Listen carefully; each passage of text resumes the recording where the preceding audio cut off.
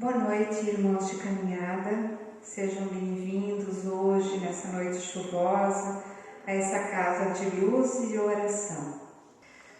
Vamos, nesse momento em que estamos aqui, relaxar da forma como vocês conseguem na cadeira, relaxar o corpo. Se quiserem fechar os olhos do corpo, vamos agradecer o dia, vamos agradecer essa nossa encarnação. Vamos tentar fazer uma conexão com o mais alto. O Wi-Fi está sempre ligado lá e não tem senha.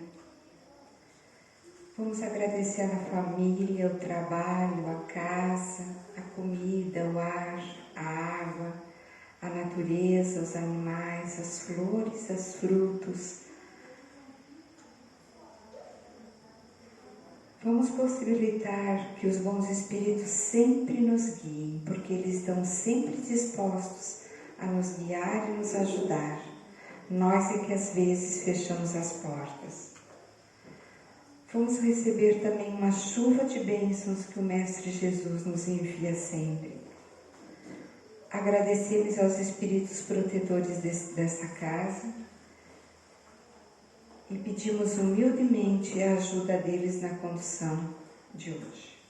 Que assim seja. Que assim seja.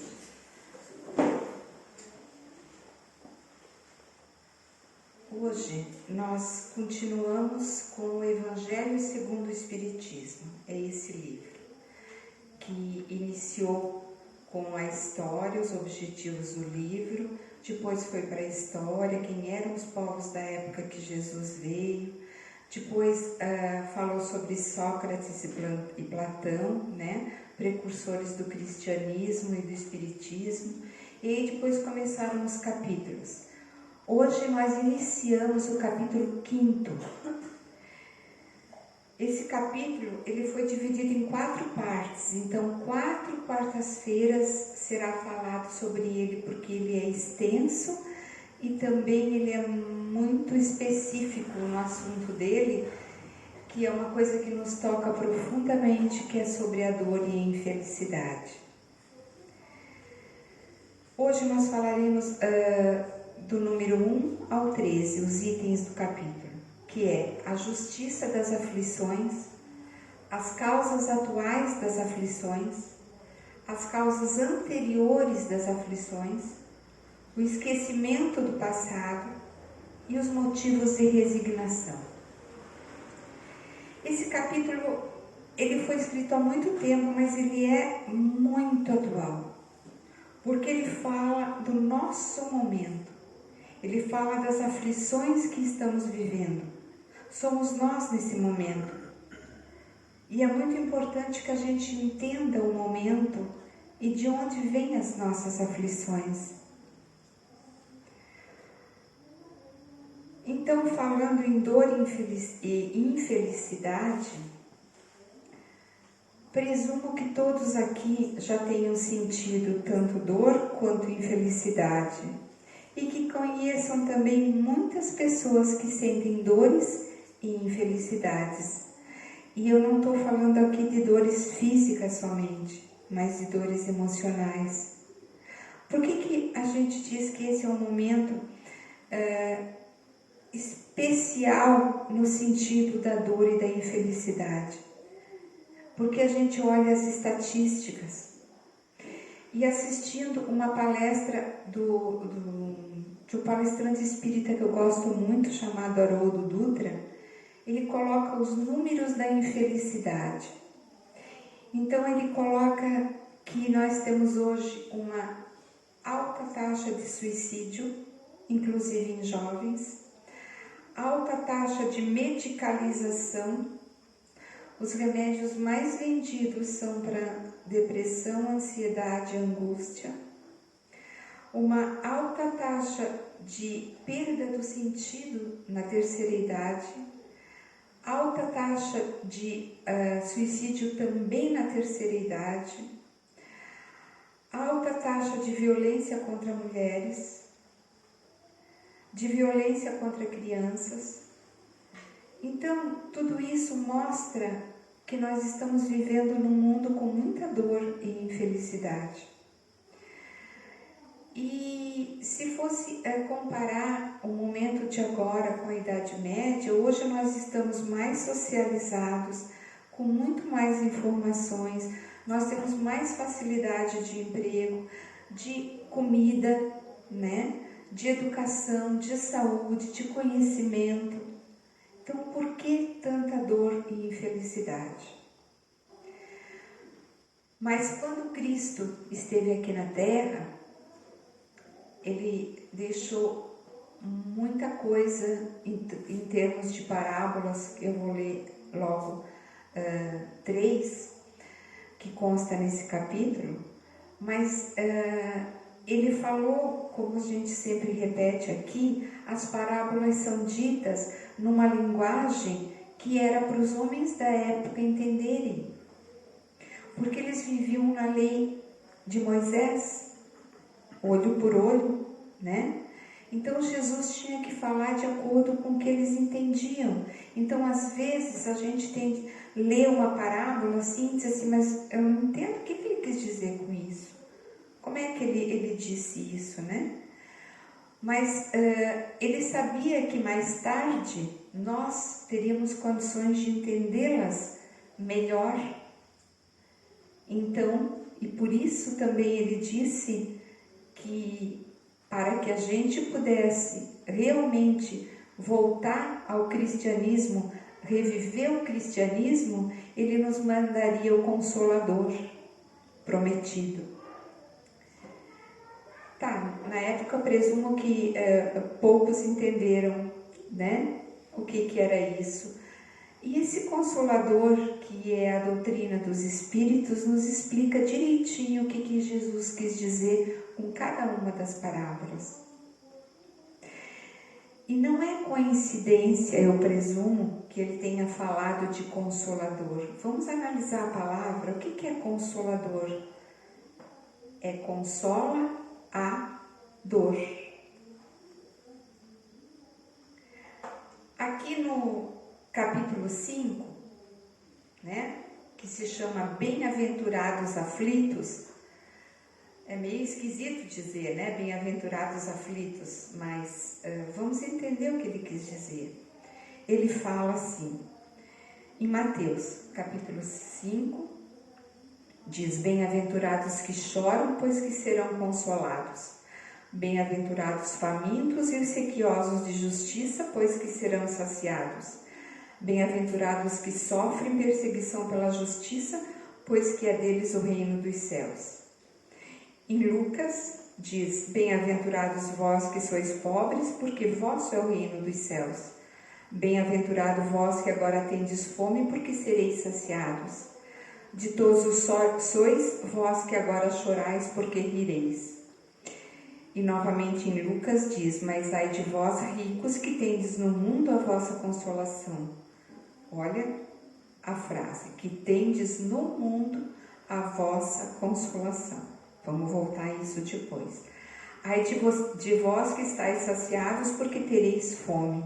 Ai de vós que agora rides, porque sereis constrangidos a gemer e a chorar. Bom, lendo isso assim, sem conseguir raciocinar, o que a gente pensa? Jesus queria que a gente fosse miserável, com fome, triste, né? Jesus não queria coisas boas para nós. Queria que a gente sofresse bastante para poder ir para o céu. Não é nada disso. É muito importante que a gente entenda as palavras, não exatamente o que elas estão escritas, como elas estão escritas, mas o que elas quiseram dizer. Então, quando diz bem-aventurados os aflitos, pois que serão consolados, e todos os outros bem-aventurados que eu acabei de ler, Jesus explica por quê. Por que bem-aventurados aflitos? Por que sofrer? Por que sofremos? Se a dor não tivesse propósito, Deus não teria criado ela. Se Ele permite, é porque a dor tem uma causa e tem uma função. Porque a dor é sempre um efeito. É que nem alguém que está com febre, né? A febre não é a causa. A febre é o efeito, fazendo a função de mostrar que alguma coisa está errada no corpo humano, né? É a mesma coisa da dor. A dor não existe por ela, a dor tem uma causa. Se a gente pudesse atualizar todos esses itens que eu acabei de ler, colocando em umas palavras um pouquinho mais atuais, mas conservando o mesmo rigor, poderíamos dizer assim: deveis considerar-vos felizes por sofrerdes, visto que as dores deste mundo são o pagamento da dívida que as vossas passadas faltas vos fizeram contrair, ou das faltas que vós estão contraindo no presente. Se suportadas pacientemente na terra, essas dores vos poupam séculos de sofrimento na vida futura. Deveis, pois, sentir-vos felizes por reduzir Deus a vossa dívida, permitindo que vocês saldem elas agora, o que garantirá tranquilidade no futuro. Então aqui nós podemos concluir que as nossas dores e aflições do presente são um pagamento de débitos contraídos em vidas passadas, ou de débitos contraídos nesta própria vida, porque há aflições que parecem que não têm sentido, né? Mortes de criança, abortos espontâneos, doenças sem explicação, a pobreza imensa, em pessoas que têm uma boa moral cristã. Então tudo isso tem a sua causa no passado. Porém, a vida atual também nos traz débitos, que muitas vezes nós sentimos agora na atualidade. Quantas pessoas são imprevidentes, têm excesso de vaidade, de ganância, orgulho, ambição, falta de ordem, perseverança, têm um mau proceder? Tudo isso vai fazer com que elas sofram as aflições, ou na vida presente, quando dá tudo errado, ou na vida futura. Porque errar é humano. E Deus nos dá a capacidade de refletir, de corrigirmos muita coisa nessa vida ou nas próximas. Então está explicado porque uns sofrem mais, outros sofrem menos, porque uns estão na miséria e outros na opulência, né? Sem que aparentemente tenham feito alguma coisa errada. Assim também a gente compreende como pessoas virtuosas estão passando muitas necessidades e pessoas que não são do bem, roubam, vivem na opulência, têm de tudo, muitos bens materiais, né? E parecem que não sofrem. E aí as pessoas dizem, viu, aquele lá roubou de todo mundo, fez o mal, não ajudou ninguém, viveu na riqueza, morreu na riqueza. Então, como é que eu vou acreditar em Deus? E o outro lá é bom, faz tudo certo e está lá na miséria. Então, nós temos que acreditar que as coisas não acontecem somente hoje. E tem uma frase que diz, aqui se faz, aqui se paga, e ela é muito real. Aqui se faz, aqui se paga, nessa vida ou nas futuras. Então, bem-aventurados aflitos, pois eles estão pagando o mal que fizeram. E já que somos espíritos imperfeitos e cometemos erros, todos nós, senão não estaríamos aqui nesse momento, nós vamos expiar nossos erros com provas. Isso não é fácil. Vai causar aflições, causa aflições, mas também significa que nós estamos quitando nossos débitos. Mas a gente tem que pagar os nossos débitos com amor, não com reclamação o dia inteiro. Um gesto de amor cobre uma imensidão de pecados e às vezes pode ser um gesto simples. É aquele abraço que nessa época nos faz tanta falta. É um pouco de comida, é uma visita ao enfermo. Nem sempre o bem precisa ser um caminhão de coisas, de doações. O bem pode ser simples, mas pode ser exatamente 5 minutos que eu ouço uma pessoa que está precisando.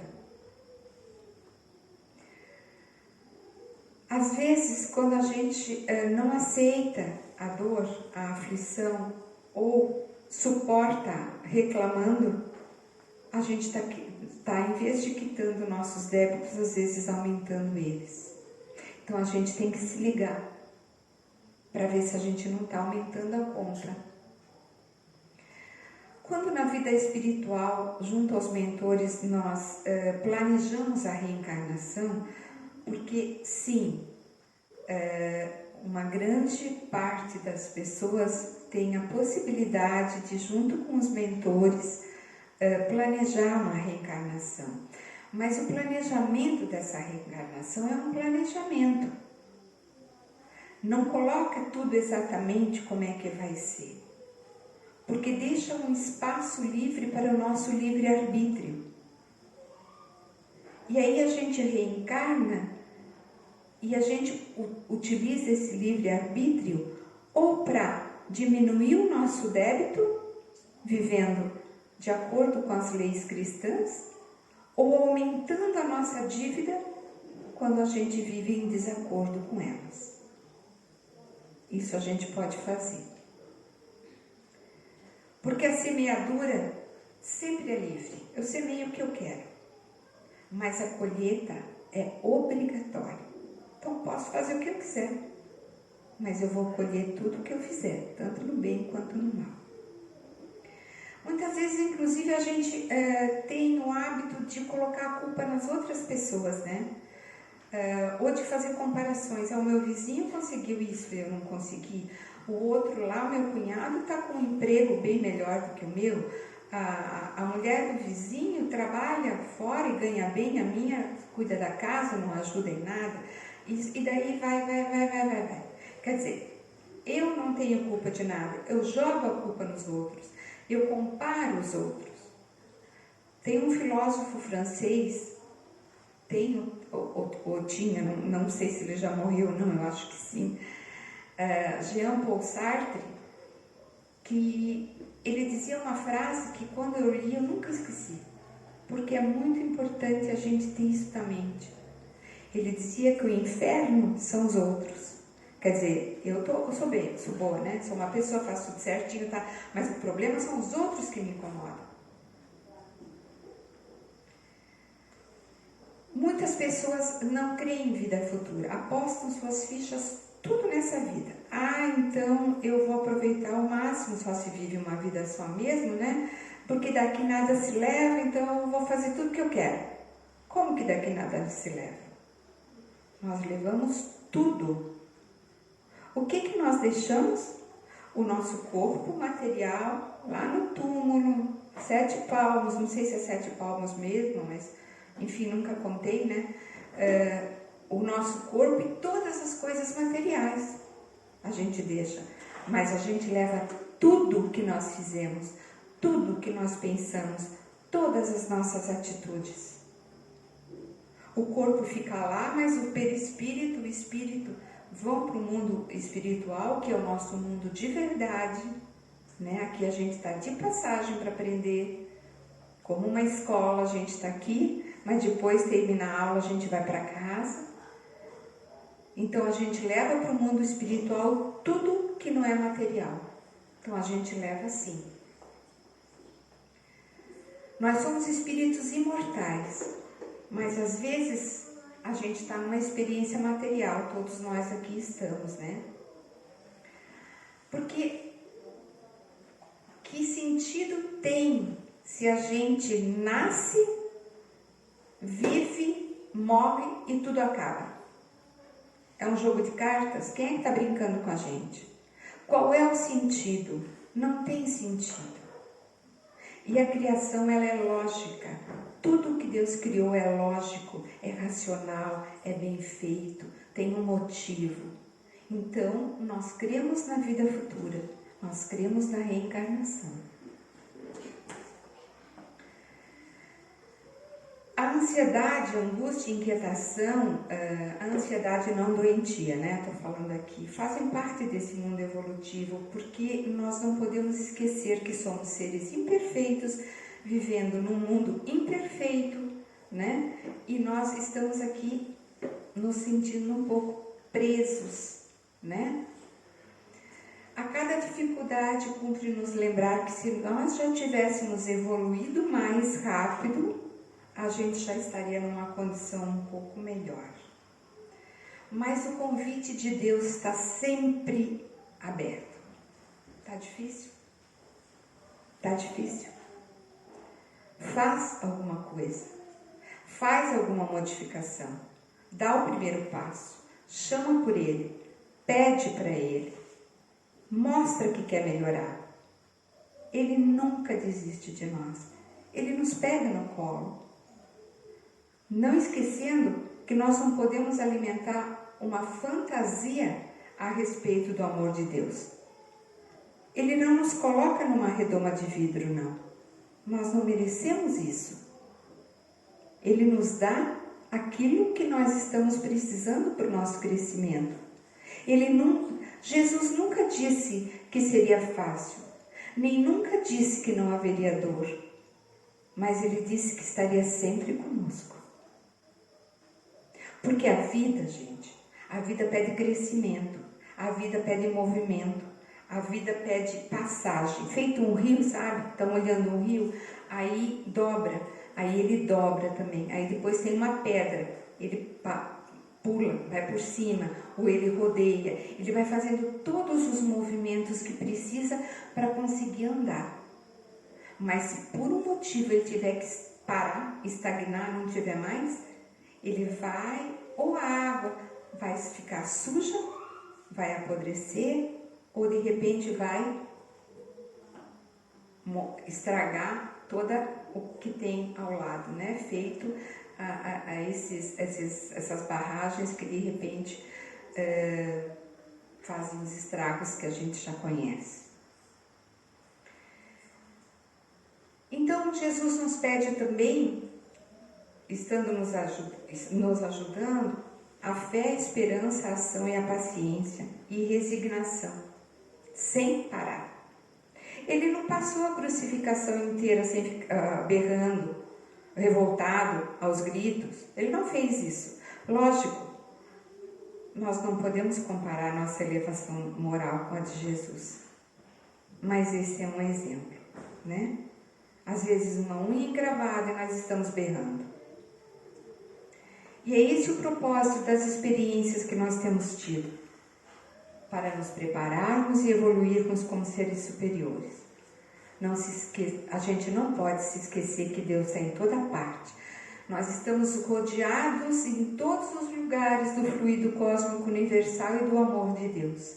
Mas tem um lugar que Ele está sempre presente mais, que é dentro de nós mesmos. E como que Ele fala conosco? Ele fala conosco através da intuição. Ele fala conosco através dos nossos sentimentos.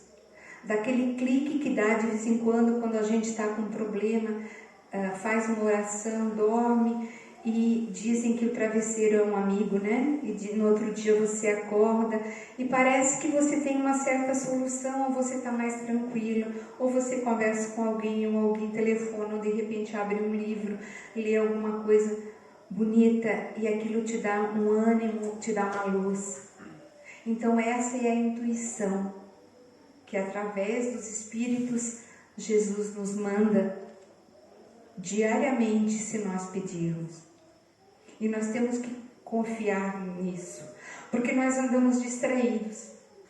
Nós estamos muito distraídos. Ou a gente está vivendo lá atrás, ou a gente está vivendo lá na frente. Por que eu fiz isso? Por que eu não fiz aquilo? Por que eu não mudei naquela hora? Como é que eu vou fazer para pagar aquela conta? Como é que eu vou fazer com o meu filho assim? Onde é que eu vou arranjar emprego? Então a gente vive o que não pode mais mudar, ou aquilo que nem sabe se vai viver. Então, como a gente anda muito distraído, a gente tem que fazer um esforço um pouco maior para ficar um pouco mais íntimo da divindade. Essa força, essa intuição que temos dentro de nós, que se chama religare, é a palavra que deu origem também à religião, porque é religar, ligar de novo, ligar a criatura ao Criador. essa intimidade a gente tem que treinar mais. Ele não fere o nosso livre-arbítrio, ele sempre nos deixa a escolha. Ele pode nos intuir, mas a escolha é nossa. Existem também pessoas que estão aqui na Terra, mas que não têm mais expiação. Mas elas pedem uma prova, elas não têm mais expiação, significa que elas não têm mais conta a pagar aqui, tá? Mas elas pedem uma prova para poder subir um pouco de degrau, né? Para acelerar o seu desenvolvimento. Então, isso ainda é um sinal de inferioridade, porque os espíritos superiores não precisam mais disso, mas já é um sinal de superioridade perante aqueles que ainda têm que expiar. Porque nas diferentes existências corpóreas, nós vamos se livrando pouco a pouco das nossas imperfeições e vamos ficando cada vez cada vez mais perto do Criador, da divindade, dos espíritos superiores. Mas a nossa dor e a aflição de agora, o pagamento das nossas dívidas, é o remédio que nos cura. E não cabe julgar aquele irmão que está na sarjeta, ou está com dificuldades, ou está passando um momento muito difícil, tipo assim, esse aí grudou chiclete na cruz, né? Esse aí deve ter feito coisa muito ruim. Esse aí, coitado. Isso não é caridade. Não é. Isso não é caridoso. Isso não nos compete. O julgamento não compete a gente. E talvez uma das nossas missões aqui seja ajudar esses irmãos. Qual é a vantagem de Deus ter colocado esse véu temporário do esquecimento das vidas passadas?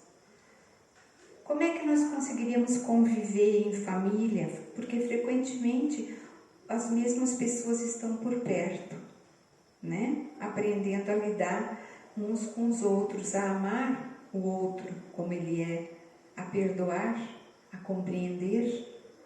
Então, como seria saber que dentro da minha família tem alguém que eu matei numa vida lá anterior, o outro que me matou, o outro que me machucou, um que eu roubei e depois ele se matou. Todas as tragédias que a gente pode imaginar, já que a gente viveu muitas vidas já, né? Provavelmente, não tenho nem ideia de quantas, mas com certeza a gente não foi anjinho em nenhuma delas, porque senão a gente não estava aqui. Então a gente tem muita coisa para pagar. Então a melhor coisa, até quando alguém dentro da nossa família olha meio de lado para a gente ou diz uma palavra meio ríspida, isso dá conflito. Agora imagina lembrar toda a dor que nós já passamos ou já fizemos passar. Então o esquecimento, ele é temporário. Quando a gente volta para o mundo espiritual, a gente lembra, a gente sabe, a nós é dado conhecer muito do que já fizemos.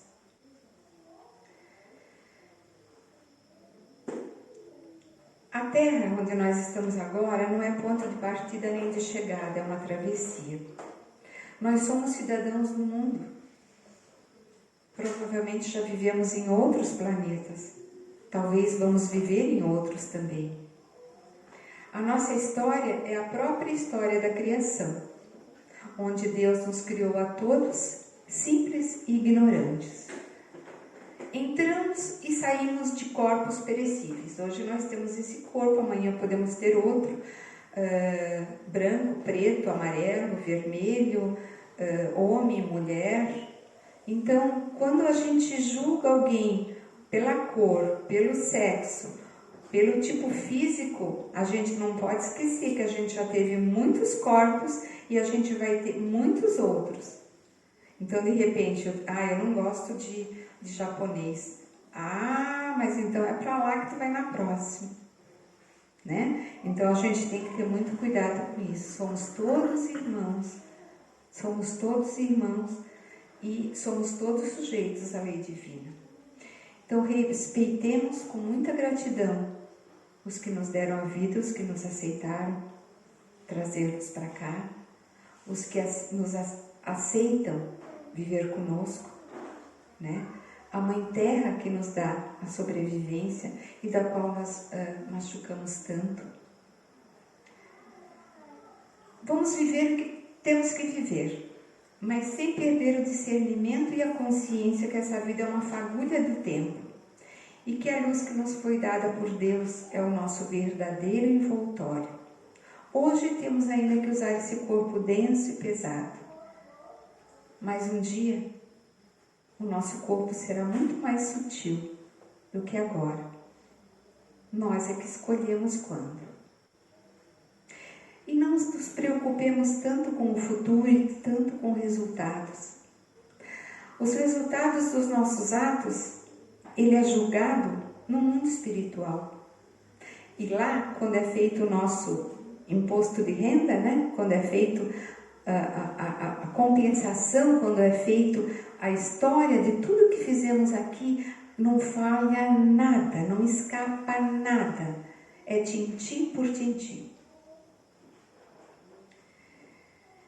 Então, antes da oração final, eu queria ler um trechinho de uma música.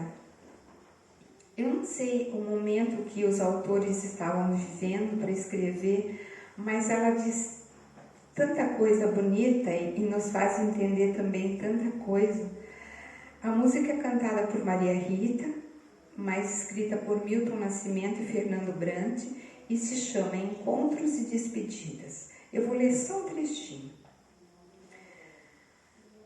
Teoricamente fala do movimento de uma estação de trem. Todos os dias é um vai e vem. A vida se repete na estação. Tem gente que chega para ficar, tem gente que vai para nunca mais. Tem gente que vem e quer voltar. Tem gente que vai e quer voltar.